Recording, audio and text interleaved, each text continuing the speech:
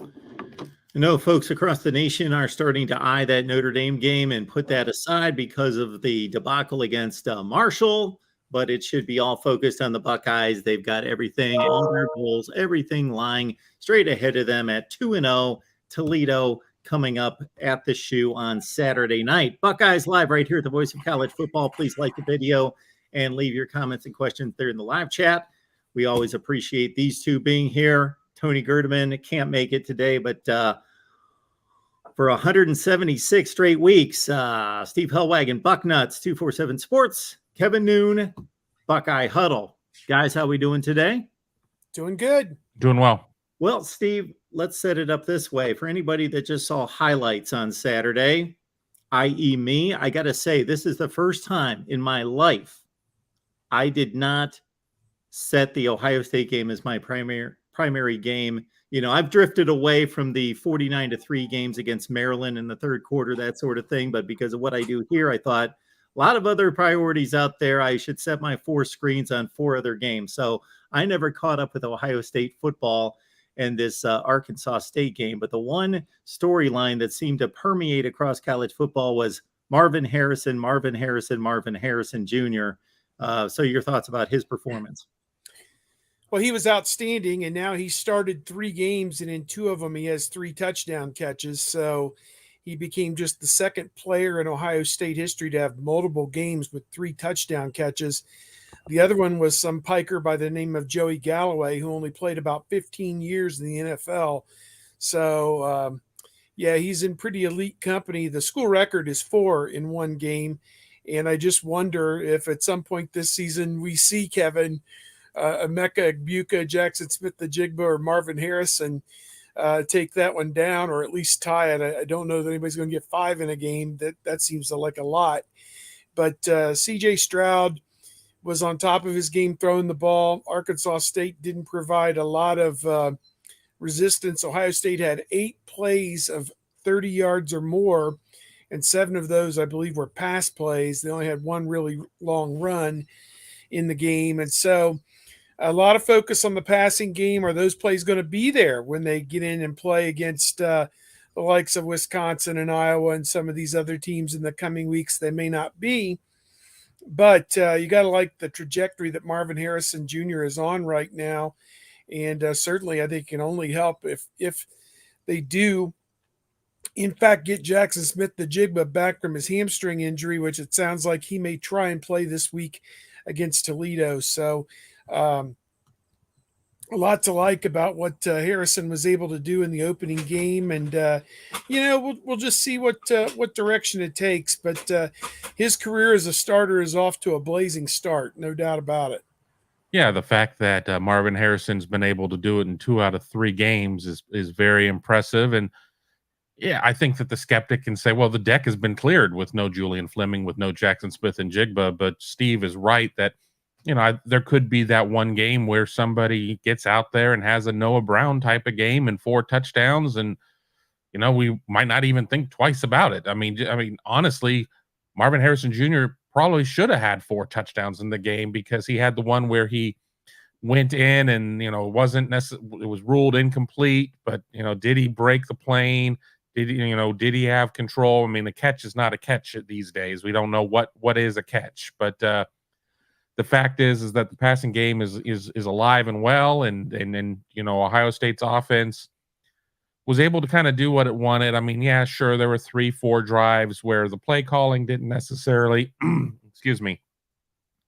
lead the Buckeyes to success. A couple times where runs got bottled up, but you have to like where things are going, especially coming out of the Notre Dame game, of where it was much more of a run-focused type of game. Once Ohio State started having some offensive success against Arkansas State, they were able to do a lot more there. And then, we obviously have Toledo coming up, and then the start of conference play. So, I walk away from that game, and honestly, as we got onto the show, I had to kind of do a little bit of a mental rewind to remember the game, because it feels like it was 6 weeks ago. Just as as the weeks seem to get longer and longer. But there's still enough going wrong that the coaches have plenty of things to focus on and coach their players up. But Ohio State is just dealing with first world issues while teams like Texas A&M and others are trying to figure out how to explain losses to their fan bases. Yeah, one offensive touchdown against Appalachian State in the first 4 minutes of the game, and then scoring again is not a good thing. We need a 4-team tournament with Wisconsin, Iowa, Notre Dame, and Texas A&M. That would be one for the defensive. The fans of defensive football could just really cinch in, get their Fritos and their Bud Light ready, and just enjoy, what feeble offensive football really looks like. Well, if offensive ineptitude is the prize of that 14 tournament, regardless of the 3-team struggles there, Iowa has that hands. It's not even.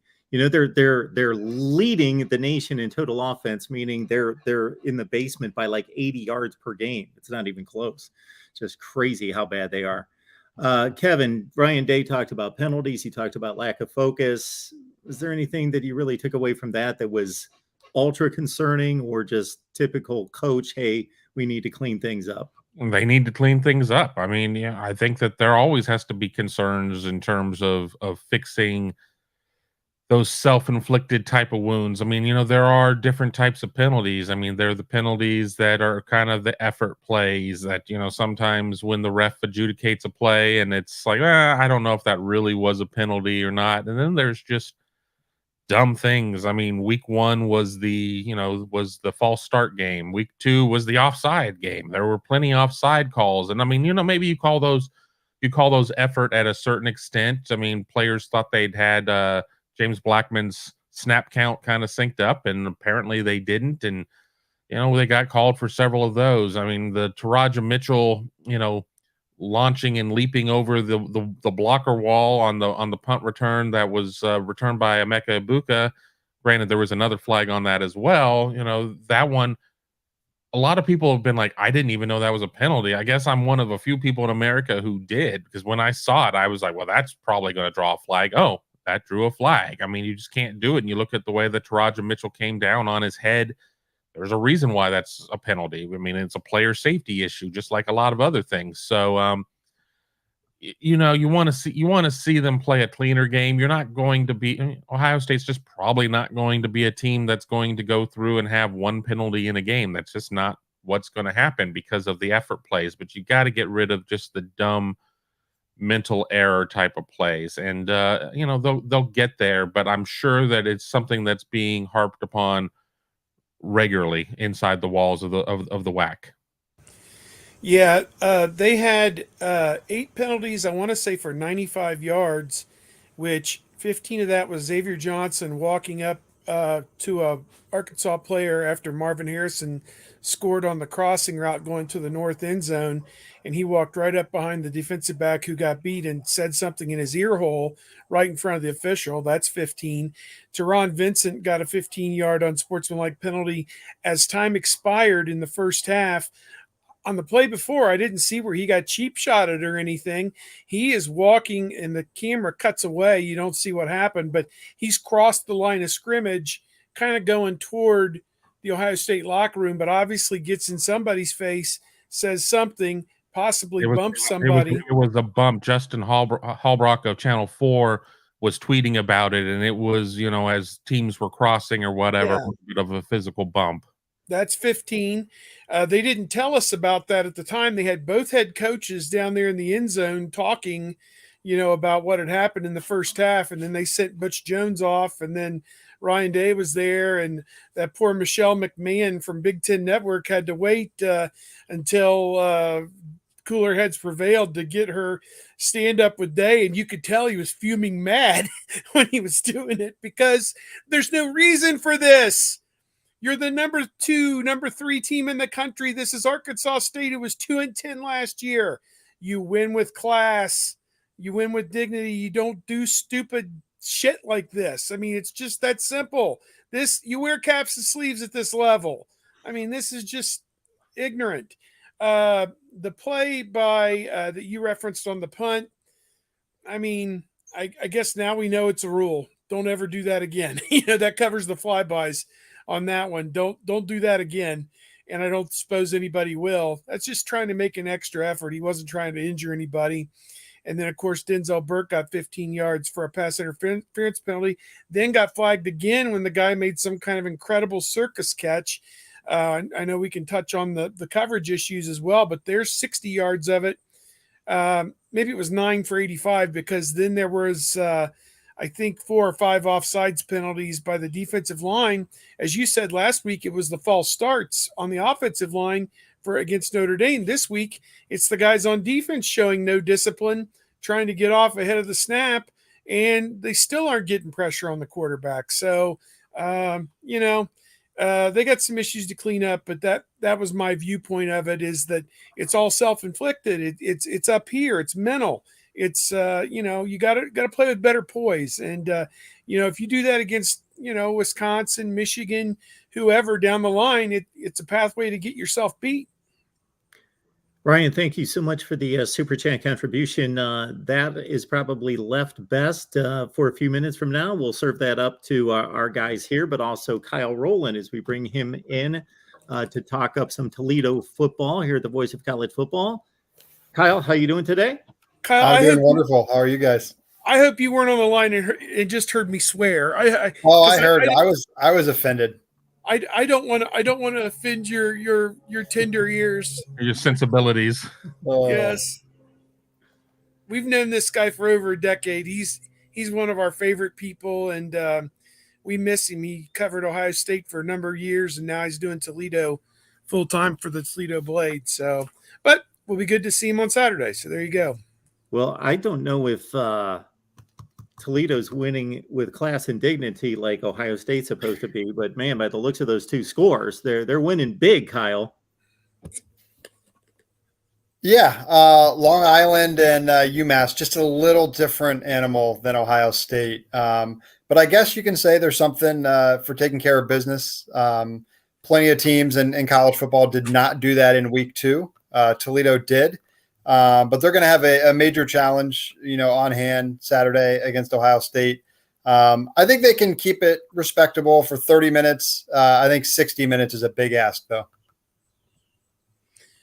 As I've kind of watched over the years doing this, when you have a non-Power 5 team coming into Ohio Stadium and it's led by a run-pass quarterback, which means your offensive line better be doggone good to keep the brutality away from that player, because it's coming. And I don't know, does Toledo have anything beyond the quarterback that is going to make them slow up from just going and attacking him on every play? Yeah, I think that's a huge thing. If Toledo is going to keep this close for, into the second half, DeQuan Finn, Toledo's quarterback, dual threat guy, has to be special. And I think that includes running the ball for a lot of yards. And to do that, he's going to have to be sliding and be out of bounds, because, as you say, you just can't take the punishment from Ohio State's defensive line and their linebackers if you're going to keep, stay in the game, I guess. He's their leading rusher right now, which I guess is an okay thing. But at the end of the season, you don't want your quarterback to be the leading rusher. Number one, because it says something about your backfield, but also it talks about just the punishment you're going to take in college football. So they got to keep away to have him kind of fresh at the end of the game, but also use his legs as a weapon. Toledo. Super chat. Go ahead. Yeah, we'll hit this out of the way. Well, a common theme, of course, is when we have these in-state games is what's that motivation and incentive from a lot of players who were possibly snubbed by Ohio State, and that was their destination of choice originally coming up through the high school ranks, and it just didn't work out that they could gain that type of attention. And our guy Ryan Dawes says, even though he left on much better terms, does Dallas Gant get revenge on Ohio State? I mean, if revenge means winning, then no. If revenge means, playing well and showing that perhaps he should have got more playing time, I guess. I mean, he's been a great addition for Toledo so far this season, as being their leading tackler in both of the first 2 games. He has 20 total tackles this year. He's been a good locker room presence. He was in the Ohio State program for 4 years, so he knows what it takes to win on and off the field. He's a really popular teammate. He's excited, about getting back to Ohio State, and he's downplayed, maybe the chip he has on his shoulder. Certainly, he enjoyed his 4 years at Ohio State. He's got a lot of friends still on the team. But there's no doubt when you go to a place that maybe you didn't live up to the hype, or you might have thought you got an unfair shake, you've got something to prove. So there's no doubt that he wants to have a good game on Saturday. You go back through the years, and I have the benefit. I talked to Kyle for my Big Me kickoff earlier this morning, so we've already kind of gone through some things. But Toledo has played giant killer before. Has wins against Arkansas, Iowa State, Penn State, Michigan. Honestly, last year should have beat Notre Dame. Why is it that Toledo's able to do those types of things through the years? And I guess maybe why do you not think that Toledo really has that shot this year? Yeah, that's a good one. And the interesting thing too, all those games you've named have come under 4 different head coaches. So it's not like they just have some, legendary coach throughout the years who gets into play well.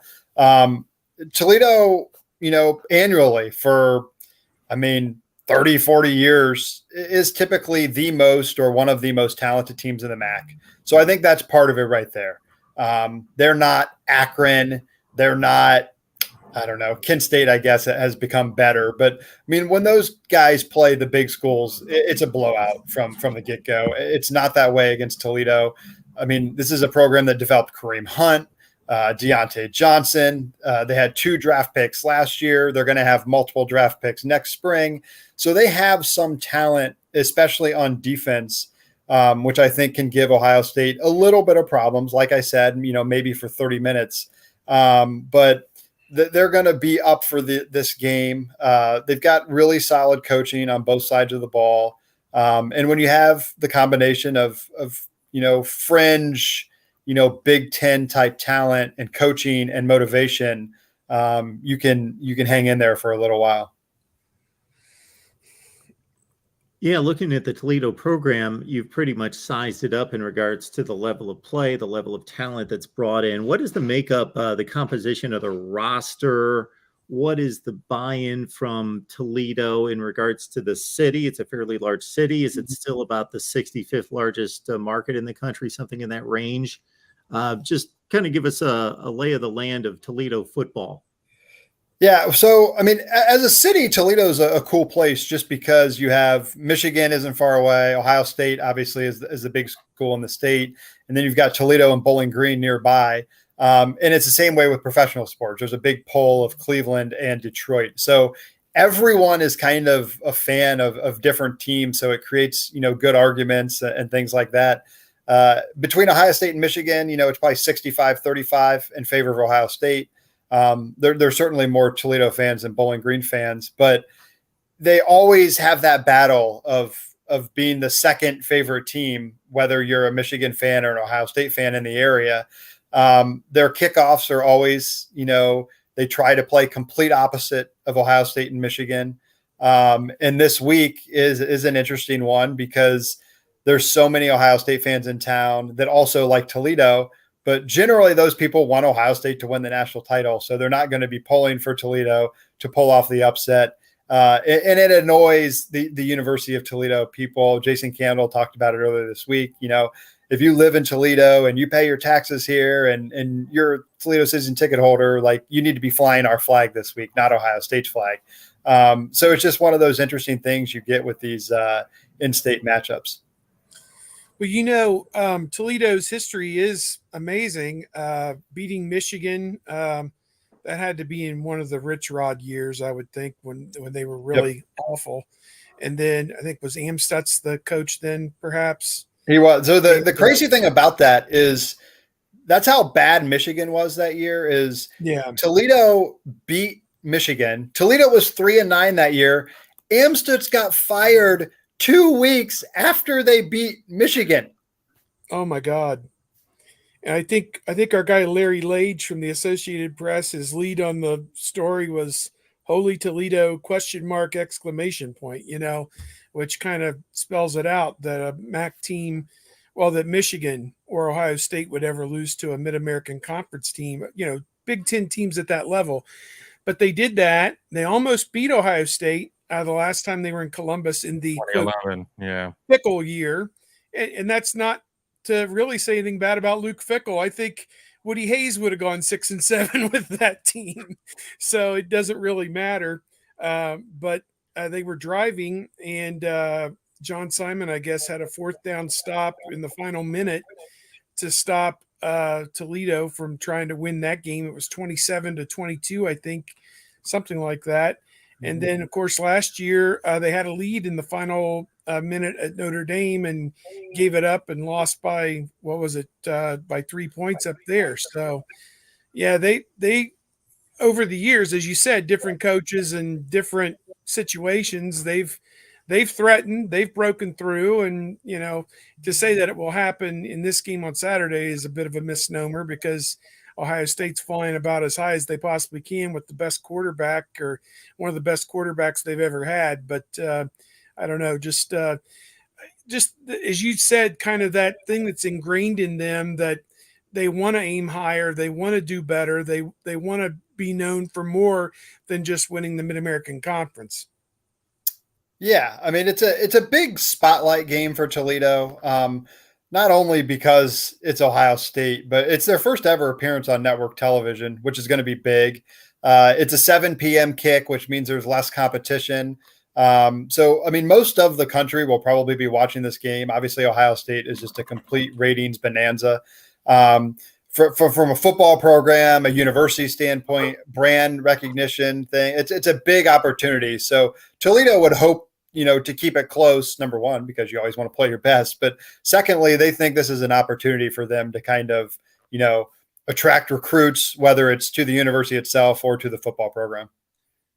Badass Buckeye asks, how much money is being exchanged hands for this trip to Columbus? $1.8 million. $1.8 million, yes. Yeah, that seems to be about the going rate these days for these kind of matchups. Yeah, for them. Your low levels are 1-2, 1-5 is kind of a mid tier, and then ones that have a little bit more oomph. You're getting close to 2 these days. Yeah, I think go ahead. I think UConn or Buffalo in a couple of years. I think Ohio State. That's Ohio State's first $2 million game. Wow. Notre Dame paid Marshall 1.45 or something like that, as I recall, to suffer that painful defeat last Saturday. I want to ask about Jason Candle. It says here 7th season. Obviously, he followed up Matt Campbell, who went to Iowa State, if I am correct. Yeah, is still there. Looks to me like there's going to be any number of jobs open at the end of this season. Perhaps West Virginia, perhaps Nebraska's open now, and they want to get an Urban Meyer type guy. But even if somebody, say Matt Campbell, takes that job, it opens something up that a guy like Jason Candle could be in for. Just is he a Toledo lifer, or is he upwardly mobile here at some point? Indiana, if I mean, they're 2-0, but if they end up 3-9, I would think Tom Allen would be out. I don't know. Just what do you see there with maybe his future there as the head coach at Toledo? Yeah, I mean, he needs to have a good year this year. I mean, they've underachieved the last few years, but he's still considered one of the kind of bright, younger offensive minds. When he took over as head coach, he was actually the youngest FBS head coach in the country. But he's an Ohio guy. I mean, he went to Mount Union. He's been at Toledo now 14 years as an assistant and head coach, which is kind of incredible. He could have had the UCF job back in, I think it was 2017 when Josh Heupel ended up getting it. I mean, eventually you got to leave the MAC. I mean, he has paid $1.2 million a year, which is pretty good money if you can make it. But certainly he's got ambitions. I think it would be interesting. I mean, if Matt Campbell leaves for Nebraska, which has been kind of a rumor, would Iowa State go the Toledo route again? It obviously worked well for him last time. But he eventually, I think, will no doubt have his decisions to make. I mean, he already had one in the offseason. I mean, he turned down Miami to be the offensive coordinator for Mario Cristobal. He was going to make about 1.5, 1.6 million there. Decided, hey, there's only 130 of these jobs in the country. I've got a pretty good one. I've got a good team coming back, and kind of bet on himself. And we'll see how it works out. But he definitely could have his options at the end of the year. Hey, Kyle, with all this expansion and realignment business, Texas, Oklahoma last year, USC, UCLA, and then all the speculation about what could happen and impact. And then you have the likes of the upper echelon of the group of five, the Cincinnatis and Houstons that have already found their spot. And then you've got the Boise States and the Fresno States and the San Diego States that hope to find their spot. Then you've got a Toledo that's kind of in that mid-range of group of fives, and the MAC as a whole. Or is the thought just, we'll watch the circus and watch the dust settle and we'll probably be just in the same spot? Or is this the thought that it's really going to impact the MAC in a school like Toledo? Great question. I actually wrote a big story about this over the summer. Toledo has ambitions to be in like the AAC if it were to expand. I don't know how realistic it is. I mean, they've got a solid football and basketball program.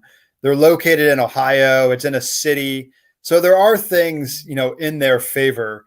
One thing that I do think could change realignment, especially at the group of five level, is the 12-team expanded playoff. I mean, there might not be as much, eagerness or whatever to change if you go 11-1 at Toledo or 12-0 at Toledo, you'd probably be the highest ranked, one of the 6 highest ranked champions, and you'd be in the playoff. Going back to 1998 when the BCS started, 4 MAC schools would have made a 12-team playoff, in the past, 23 years, 24, whatever it is. So there is evidence that you would be able, to have a path to the 12-team playoff. But Toledo, definitely, it's an ambitious place. They have a new, young athletic director who's kind of thought as a big-time up-and-comer in the industry. And he wants to win. Good to great is kind of his mantra. And we'll see. This football season and this basketball season, Toledo is expected to have very good seasons, and we'll see if they can create momentum off of that and get into the discussion. All right. I'm good. Kevin, Steve, anything else? Yeah, the only other thing I thought of, did Toledo go to Penn State in the 2000s and win a game as well? They did. They won 24-6 in 2000. And as I recall, this is a funny story. I think that guy may still be there. He was on one of the assistant coaches was on the staff then. He was at Ohio State's camp, and I knew Penn State was going through a bad stretch, and it was kind of right before they came back up in 2002. And I said, you guys are going to go over there and have a chance to win that game. And he looked at me and goes, you're crazy. We're Toledo. We're going to Penn State. They'll have 110,000 people there. I said, no, I think you have a chance to go in there and win that game.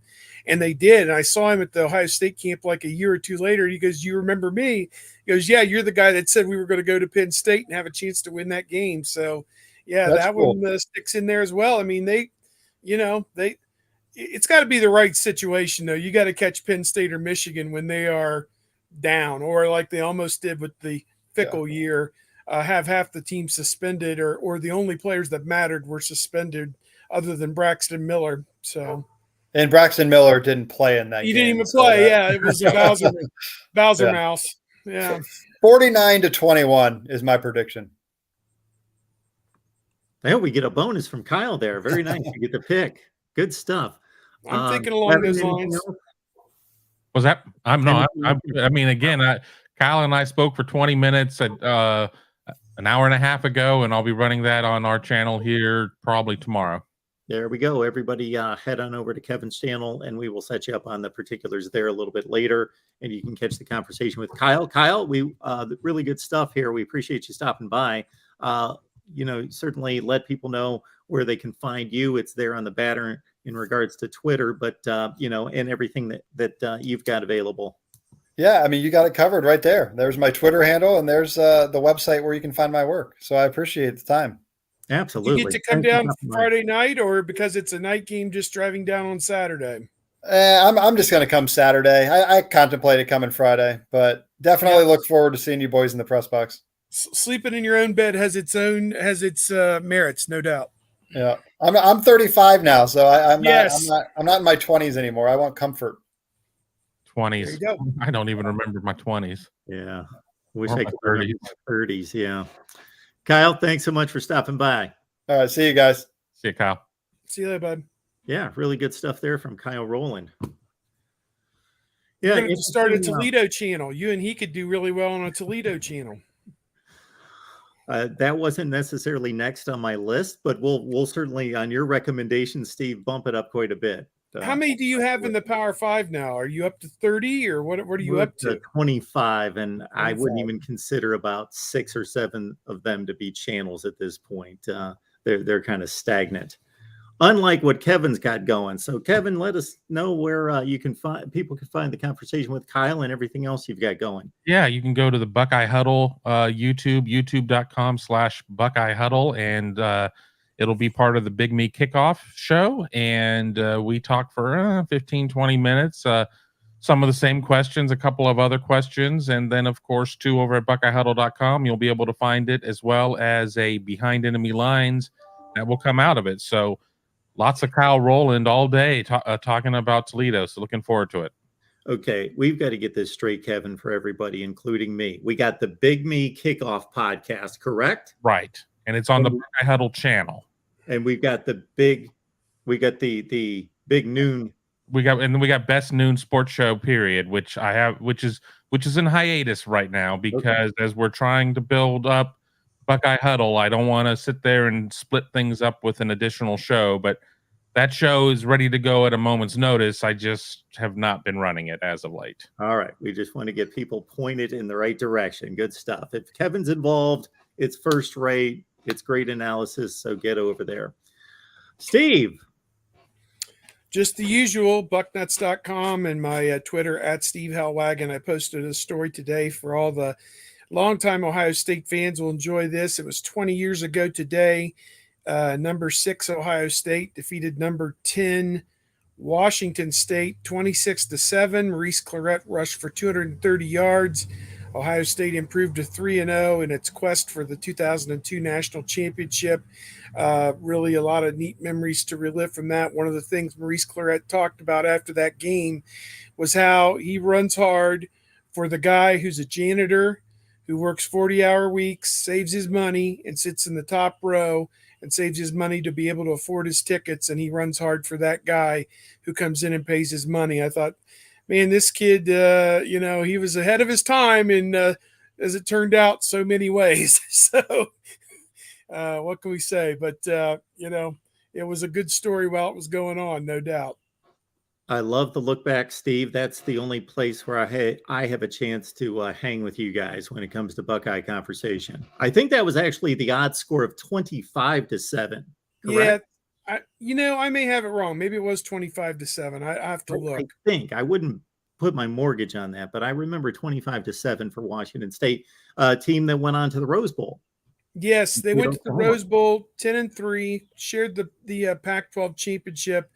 And it was the 14th and final season for Mike Price as the head coach at Washington State. They lost to Oklahoma. I think he'd already been hired as the Alabama coach, and there was a lot of conjecture whether he should coach the game or not.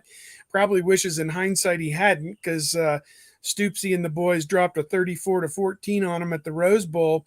And then he's at a golf outing in Pensacola, Florida in May, and ends up going to a strip club and ends up charging like $1,000 to his room for God knows what, and kind of got caught in a very compromising situation, and without ever coaching a game was no longer the head coach at Alabama. So yeah, his time in the story did have a, oh goodness, here I go, happy ending, because he did come back and coach 8 years at UTEP after that. So good for him. It's rolling, baby. It's rolling. Jason Gesser, the quarterback at Washington State. And you know what hit me about that Rose Bowl was, of course, Nebraska and Miami played the year before. So that wasn't a true Rose Bowl, but that was the national championship game where it really hit me that, you know what, the Rose Bowl's not the same. This is the second consecutive year that this thing's been torn up by the BCS. And we've got Washington State and Oklahoma in the Rose Bowl. Just doesn't make sense to me. Well, guys, let me hit you with this. Steve, we'll start with you.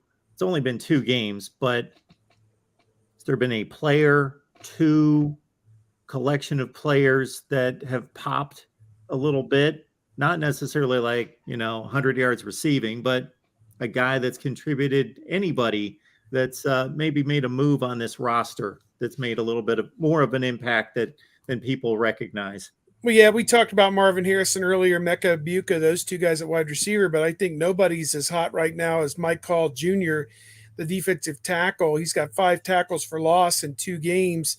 And one of the big stories coming out of the game is he left in the second half with what appeared to be a shoulder injury. They were looking over his shoulder there on the sideline. And so, yeah, I think that that was a major concern, I think, for everybody coming out of the game. I don't know if he had a stinger or what his problem was with his shoulder, but it didn't turn out to be anything too severe. And he has been the most impact player probably on the front line for Ohio State on defense. JT Tuimoloau is getting some good pressures coming off the edge, hasn't gotten a sack yet. We predicted this would be a big year for him. Jack Sawyer is learning the Jack Leo stand-up position that does a little bit of everything. And, that's a tough position to learn, playing football, I guess, that you got to have a really great understanding of offensive football to play that position. So I think as the season wears on, he'll pay more and more dividends. Tommy Eichenberg's been outstanding at middle linebacker as well. And you get much beyond that. I think a lot of people think Donovan Jackson at offensive guard, 2 starts into it. He did give up a sack, I think, early in the Notre Dame game, but since then has played pretty well. So, Mayan Williams has done pretty well with the limited opportunities he's had running the football. Those are probably 4 of the 5, the 6, 7 guys that, aren't preseason All-American, all Big Ten guys, but are really starting to show what they're capable of doing. Kevin, if Steve left you with anyone, then they must be a real diamond in the rough. So is there anybody else that stands out? Yeah. No, I'm going to throw Lathan Ransom out there, somebody who the last time we saw him before this season was being carted off at the Rose Bowl with an air cast on his leg. Came in game 1. Josh Proctor wasn't having the strongest of game, and Lathan Ransom came out and played very well. And then, what's your reward? Well, you're back with the 2s for the Arkansas State game, but they're going to need him. He's somebody I think that's playing very well that we got to see some bits and pieces of him last season, but his extended run that he had in that Notre Dame game was high level, and somebody I think that should be on that list. Yakov, we're going to catch up with your super chat. We appreciate it, but because of the subject matter, Michigan, we'll get to that near the end. Julian Fleming, this continuing saga of whether he's going to be the player that we all expected him to be and where he stands in regards to injuries and so forth. Kevin, what's your take on his progress at this point? I mean, he's kind of in the same boat as Jackson Smith and Jigba in terms of we expect him to play, but, we kind of heard that last week.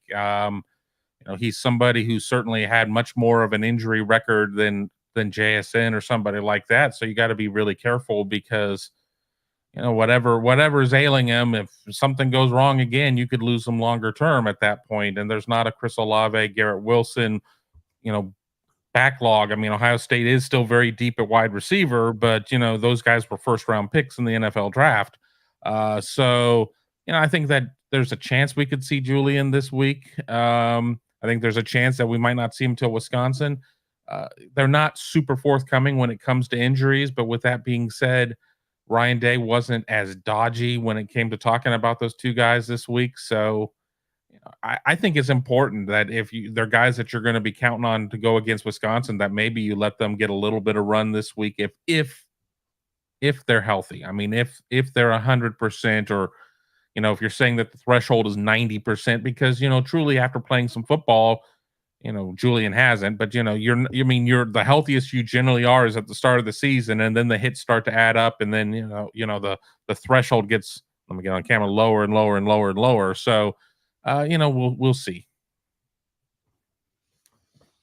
Any take on Julian Fleming, Steve? Yeah, I'm very hopeful that at some point we'll get to see what he's capable of doing. It just seems like it just keeps getting pushed off into the future. It didn't happen his freshman year. Well, maybe as a sophomore. Well, no, not healthy. Start the season, Notre Dame, come right out, not available. He tried to warm up last week. It looked like Pat Murphy from our staff said he was out there on the field with the guys for the early warm-ups, but was unable to go and was not in uniform for the game. So, again, just pushed it off into the future even more. And one of these days, maybe he'll get that chance, but it's obvious now he's no higher than number 4 on the pecking order. I mean, you're not going to take a Bucher or Harrison or Smith the Jigba off the field to get him in there. So, it's kind of like they asked about CJ Hicks the other day at linebacker, and Jim Knowles just flat out said it's hard to get this guy reps right now. He's got a lot of promise, but we play 2 linebackers, and Tommy Eichenberg is set at 1, and Steele Chambers and Cody Simon are splitting time at the other one, and that's it. You're not going to see anybody else at linebacker for Ohio State this year. My guess is if something happened to Tommy Eichenberg, you would have Steele Chambers at 1 linebacker and Cody Simon at the other. I mean, that's it. I mean, so it's a blessing and a curse to have this much talent. And I had people in my chat on Monday like, well, we're going to be transfer portal this and we're going to be transfer portal that. And I'm like, look, the absolute most important thing is to get your 11 starters on offense and your 11 starters on defense ready to go for the Big Ten. That's what matters the most. Getting Sonny Styles 20 plays against Arkansas State so he doesn't transfer, and I just use his name as an example, not to say he's looking around or anything, but he's a top recruit, is not what this is about. It's not what it's ever been about.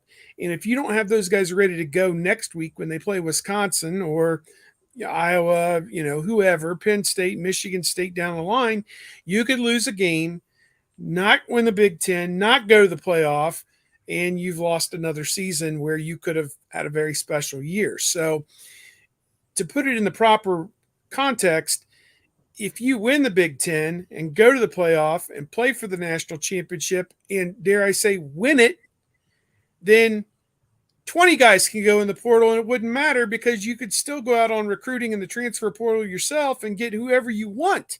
So don't worry about, we're going to lose a guy like Quinn Ewers in the transfer portal. Don't care. Do not care.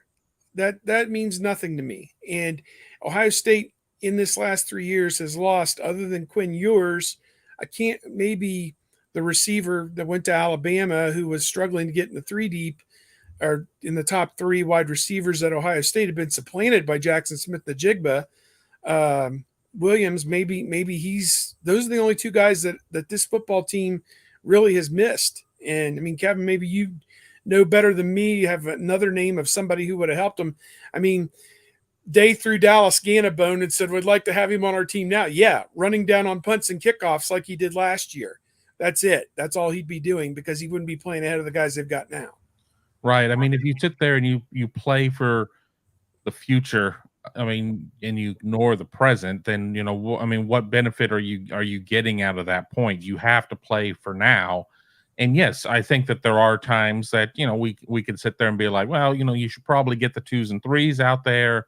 But, we don't know how the 2s and 3s are necessarily responding in practice, and nothing is given and everything is earned. So it's, it's really easy for us to sit there and say that, this guy or that guy should be playing in what we deem as garbage time. And I mean, I've seen Ohio State up 2 scores and people saying, well, it's garbage time already. No, it's not. I mean, you have to focus on the now. You have to get these guys, you have to get your ones reps, especially, when you're looking at certain positions. And you're a receiver and you've only been targeted 7 times. I mean, have you really gone through and gotten your reps? If you're, if you go and you look at a game and the defense, the opposing offense only gets 51 total, offensive plays, are your defensive players getting enough football at that point? It's all part of the equation.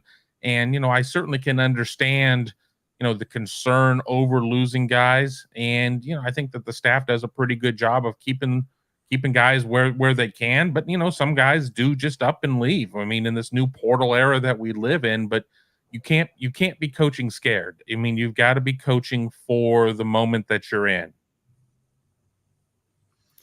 You guys must be good because Dave, the Michigan fan here, says, I appreciate these guys. Thanks, Dave.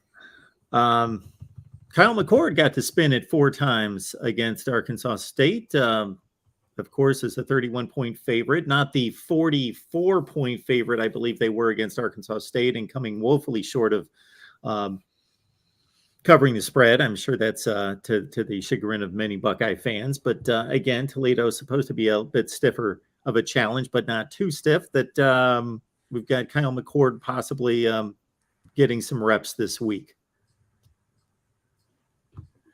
I mean, we'll have to see. I mean, it's really easy to predict. Oh, well, this is what we expect the outcome to be. I mean, Kyle Rowland of the Blade said 49-21, which would lead me to believe in that type of instance that maybe there would be a chance for some run in the fourth quarter. But generally, once you get into the fourth quarter, and if it is deemed garbage time, it's you're going to be hitting the 3 on Dallin Hayden's jersey as you let him run. I mean, it's not necessarily a case of where he's going to be going out running the Ohio State offense. So, okay, well, he's getting experience. Well, he's getting experience handing the ball off. I mean, they're not going to go out and do a whole lot. So, I think it's important to be able to get out there and to call a play and do things of that nature. But, I don't get that jazzed up over late fourth quarter action and being like, well, these guys are really getting to learn a lot at that point. Yes, the offensive line is getting out there and having to block. There's, the defense is certainly going against an offense that is trying to, to score against them. So they're having to do some things. But I think when you're the backup quarterback, and if you don't get something of where you're running at least a semblance of your offense, I don't know how much you're getting there. Yeah. McCord didn't get in the game until there was about 10 minutes to go, and it may have been 45-12 already at that point. There was no scoring in the fourth quarter of that game on Saturday, and so it was 33-point spread at that point. I think is pretty safe in the fourth quarter. I mean, they were only up 15 points at halftime, right? 24-9 or something like that. So, I mean, that's not out of the woods by any means. And they opened the second half great. Scored a touchdown, got a 3 and out, scored a touchdown. Now it's 38-9, and you feel pretty good about it. But then they kind of putzed around after that, gave up a field goal, had a couple 3 and outs, and Day just was kind of fuming mad, just kind of like, just we didn't finish. We didn't get one more. If they had scored one more touchdown and made it 45-9 at that point, then, late third quarter, empty the bench. Sure, go for it. There have been 10 true freshmen who have played. The only one that played against Notre Dame was Kaden Curry, very promising defensive end, and he got in last week and had 4 tackles and a tackle for loss against Arkansas State. So he has been pretty disruptive he's only played a handful of plays.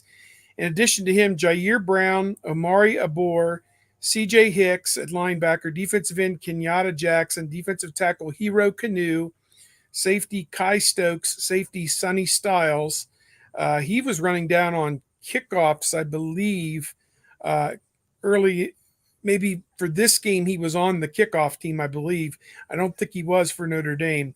Then the first 2 freshmen on offense are the Dallin Hayden, the running back that Kevin referenced, and Tegra Tashbola, who's a big, strong offensive guard who really looked good in the spring. And I think he's a guy, borderline 2-deep type player. So kind of surprised some other ones. The wide receivers that were there in the spring, they haven't gotten much run yet at all. and no Gabe Powers, the linebacker. Haven't seen him yet either. Some of these guys didn't even have their black stripe removed, which is kind of the rite of passage, as we talked about during preseason camp. That could still happen. We might see that here in the next few weeks with one or two more of the freshmen having their stripe removed, and that kind of declares that now they're able to go into games and be able to play and be a true Buckeye at that point. But the job of these guys right now is to get the first team ready, give them a good look every day in practice. And because, as we said, the bullets are going to be flying for real here in about 10 days. So here it goes. It's pretty easy to see the circumstances surrounding Cade Stover as the third leading receiver on the team with 5 catches, but Ohio State has found the tight end in place of course, Jackson Smith-Njigba in particular, gaining reps. Julian Fleming having yet to see the field really. And so Cade Stover, 5 receptions through 2 games. Look at that. Yeah, there have been some cut-ups from the pro scouting people about his great blocking out on the perimeter, and that has been very evident on some of the big plays Ohio State has sprung. He's been out in front leading the way. I think he deserves all the credit. People wondered, would he hold off G. Scott? Would he hold off, Mitch Rossi and be the starter there? And he has. He's their number one, no question, at tight end. Kevin Wilson loves him. And at the same time, I want to see more. I want to see Scott. I want to see Rossi. I want to see Joe Royer. I want to see, other guys. They played more 2 tight end sets. Mitch Rossi was actually out there for the first play in a 2 tight end set against Arkansas State. And again, starters, non-starters, all kind of nebulous. Either you're, in the mix and you're going to play 25 to 50 plays, or you're not. So, all those guys, it takes a village to win at this level. Kevin knows that. Exactly. I mean, all right, so 12 regular season games means multiply his 5 receptions by 6 and he'll be up to 30. That's a career at Ohio State for the tight end position. So, I think Cade Stover is tremendous with what he's out there doing. And I think that once Julian Fleming, certainly Jackson Smith-Njigba get back out in the lineup, maybe the tight end isn't going to see the ball as much, but we know for a fact that Ohio State asks its tight ends to do a lot of other things, and I think that Cade Stover really has a pretty firm grasp on a lot of the things that he's asked to do. Anybody watching Ohio State against Notre Dame can pretty much address this question. So I will change and manipulate the question and project it forward, because Darren says, as an outsider looking in, it seems like Day has a tendency to lean on the passing game over the run game, even when the run game seems to be working. Is this a concern, frustration for Ohio State fans? We talked about that the entire offseason. Then we saw what the run game was in the fourth quarter against Notre Dame and the commitment to the running game in a close game. But if it's versus Wisconsin, let's say in a few weeks, and that front 7 is pretty serious, they don't give up much rushing yardage to anyone. Do we think that Ryan Day is going to be itchy to lean on the pass again a little bit too much? Go ahead, Kevin. I'm dealing with an unruly dog over here. Okay, That I'll share my 2 cents. I saw your mouth move. I'm like, I think he's trying to talk, so I was going to lay out there. Now I'm going to start getting into a coughing fit. I certainly have seen people's frustration with run the ball. I mean, obviously, before Ohio State running the ball against Notre Dame, they were throwing it and just it wasn't necessarily syncing up and connecting and so on and so forth. But, to your point about Wisconsin, I think that that's the way that you got to attack them, is with the passing game. If they're going to try and take away the run, you've got to pass to be able to run, and that doesn't mean that you're going to go out there and that you want to see C.J. Stroud have 50 attempts against Wisconsin. But the passing game has to be there to loosen it up, to be able to not let the safeties creep toward the box or anything else. Wisconsin runs a 3-4 front as opposed to a 4-3 that we see most other places.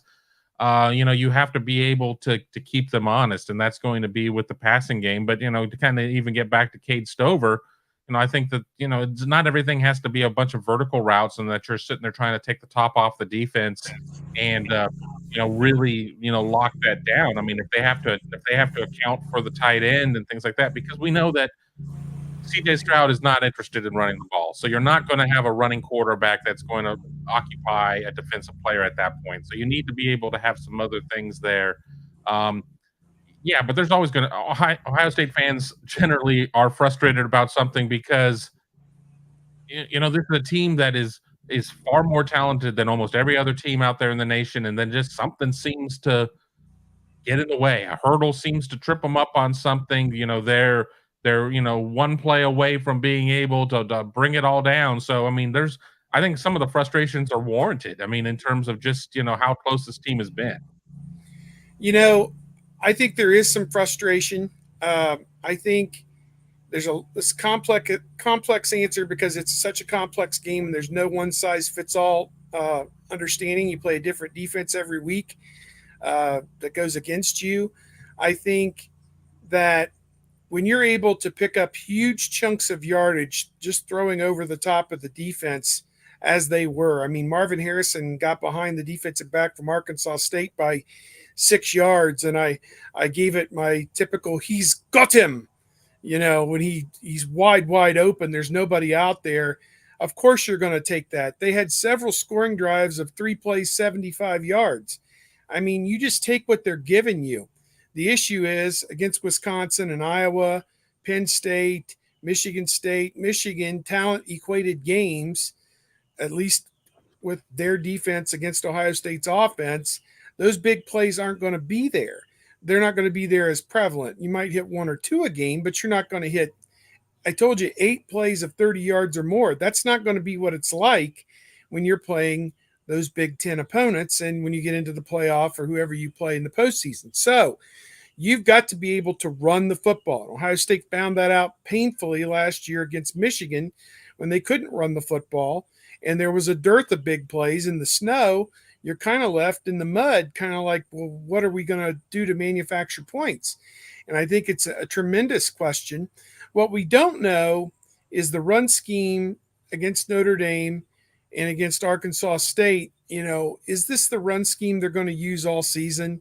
Is this what they're going to use in those talent equated games? Because you don't have to play the quarterback run, certainly. You can key on the running back. There was one play in particular this past week where they definitely keyed on the running back and he lost 4 yards. So to me, we're having an air raid here. It's the weekly 12 o'clock tornado siren, and I'll mute my line. But it was a case where you got to be able to run it. And I think they're going to continue to work on that this week. Yakov asking about the Michigan quarterback decision. You can get my take on Michigan podcast if you care to know what I had to say about Jim Harbaugh's decision and the handling of the quarterback. So I'll ask you too. Yakov asks, or basically states, JJ good, but Hawaii and UConn are pro day situations. Actually, Hawaii and Colorado State, UConn to come up this Saturday. Yeah, I think JJ's the right decision for them. I know it's tough to, Cade McNamara was, pivotal in terms of them finally getting over a couple of the humps that had been in their way. And, well, here you go. You're going to get the number 2 run here this season. But, I think that the offense flows better with JJ. I do agree with Yakov that the games that they've played so far are not necessarily the most challenging of games, but we've seen times of where it can be difficult to complete passes against air. So you got to take it for what it's worth. Schedules aren't equal. That's just how the sport is. Any sport, you're not necessarily, running through the same schedule. And even if you look at like a 10-team conference of where everybody plays everybody, you're not playing it at the same week. You're not necessarily getting teams at the same health, the same roster makeup or whatever. So, you just kind of roll with it. And the thing about Michigan's schedule is that, the schedule maker, the big computer over there in Chicago didn't necessarily hammer them with the most challenging crossovers and everything else. So I think that Michigan's going to continue to put up good numbers this season, but it'll be interesting to see what happens in the couple of games where they'll be tested. Yeah, my siren's still going here. I'll just agree. I think Interesting to see how he does when he's in against good teams. I mean, he's untested in my mind. All right, folks, Buckeyes Live here every Wednesday. We're going at 11 a.m. Eastern time, so mark that in your calendar, 11 a.m. Eastern time every Wednesday. Kevin Noon, Buckeye Huddle. One more time, Kevin, what do you have available so everybody can find you? Yeah, absolutely. Coming tomorrow on our YouTube channel, I'll be having my extended conversation with Kyle Rowland, breaking down Toledo. Later today, once I get off of this show, I'll finish up my tail of the tape, and that'll be over at buckeyehuddle.com as well. So you can read that over there, and you can get all my takes on Ohio State sports, nachos, and whatever's pissing me off that day on my Twitter account at Kevin_Noon. How can nachos possibly piss you off? No, there was a comma. There's a comma. Nachos, comma, pen. Yes. I was half joking, but that was somewhat of a question, but I didn't quite think so. Yeah. The test lasted 3 full minutes, so we'll know that for the future. But I'm going to post our game data page here in a little bit, probably later today, and we'll have more interviews. We had interviews yesterday with Jim Knowles, quarterback CJ Stroud, and Ryan Day. So much great information. Jim Knowles, you really got to watch his interviews. He's outstanding. He'll tell you the MO, what's going on. And then today, as many as 11 players will be meeting with the media today to discuss the state of Ohio State football. And obviously, business is about to pick up, as our friend Jim Ross would say from Wrestling, Wisconsin coming to Columbus next week, and Wisconsin lost to Washington State. And so, that really doesn't impact their run for the Big Ten West Division Championship. Can they muck up a game against Ohio State to the point where they could steal it 20-17? I tend to doubt it, but I know we'll get into all that next week, and they've got to bounce back and play better this week themselves before they come to Columbus. But it's going to get real pretty quick here, so we're looking forward to it. Willie, you got to get with the program. We're at 11 a.m. now, and I post our live schedule every day on the community page on the YouTube channel, so you get the full rundown there. Mark, don't even get up till 11, too freaking early, missed the whole show. Well, it's going to post here in a few seconds. Willie, enjoy. You can watch it at the regular time or the previous regular time at 1:30 and just assume it's live. You can do that. There you go. For Kevin, for Steve, I'm Mark. We'll see you with our Michigan show at 5. Yes, boo, I know, but 5 p.m. on the Michigan channel.